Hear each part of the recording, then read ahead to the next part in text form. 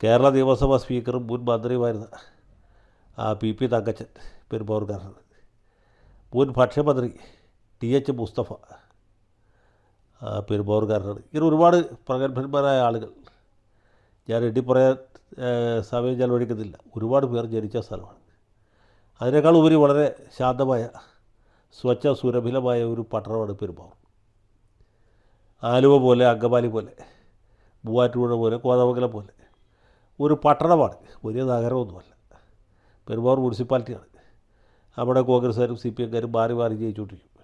ഇപ്പോൾ കോൺഗ്രസിൻ്റെ ഭരണമാണ്, UDF ആണ്. അപ്പോൾ ഇങ്ങനെയുള്ള ഈ പെരുമ്പാവൂരിന് സമീപകാലത്ത് വലിയ ഒരു അപഖ്യാതി വന്നുവിടും. ആ ദുഷ്കീർത്തി എന്ന് പറഞ്ഞാൽ തെറ്റില്ല.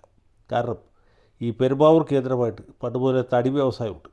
കാരണം കോടനാട്ട് മലയാറ്റൂരിൽ നിന്നൊക്കെ വെട്ടിക്കൂടുന്ന തടി, ഹൈറേഞ്ചിൽ നിന്ന് തടി വന്ന് ചേരുന്ന സ്ഥലമാണ് പെരുമ്പാവൂർ. അതുകൊണ്ട് തന്നെ പ്ലൈവുഡ് വ്യവസായം അവിടെ പണ്ടുകൊണ്ടുണ്ട്. സമീപകാലത്തായിട്ട് ഈ പ്ലൈവുഡ് ഫാക്ടറികൾ ധാരാളമായിട്ട് വർദ്ധിച്ചു.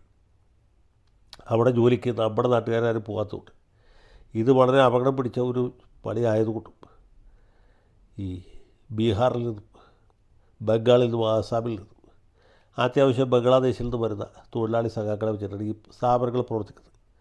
അവർക്കാവുമ്പോൾ ഈ ഫാക്ടറി ആക്ടൊന്നും ആ രീതിയിൽ ബാധകമല്ല. ജോലി സമയം 8 മണിക്കൂർ തന്നെ വേണമെന്നില്ല, അതിൽ കൂടുതലാവാം. ആ കൂലിയും നമ്മുടെ സർക്കാർ നിശ്ചയിച്ച മിനിമം വേസിനേക്കാൾ അല്പം കുറച്ച് കൊടുത്താലും അവരതുകൊണ്ട് തൃപ്തരാകും. അവർക്ക് വലിയ ആഗ്രഹങ്ങളും പ്രതീക്ഷകളൊന്നുമില്ല. കിട്ടുന്ന കാശ് അങ്ങോട്ട് അയക്കുന്നവരുമുണ്ട്, അതല്ല ഇവിടെ തന്നെ ചിലവാക്കുന്നവരുമുണ്ട്. അപ്പോൾ അവരുടെ ഒരു സമാന്തര സംവിധാനം പെരുമ്പാവൂർ പരിസരത്ത് വളർന്നു വന്നു എന്നുള്ളത് സത്യമാണ്.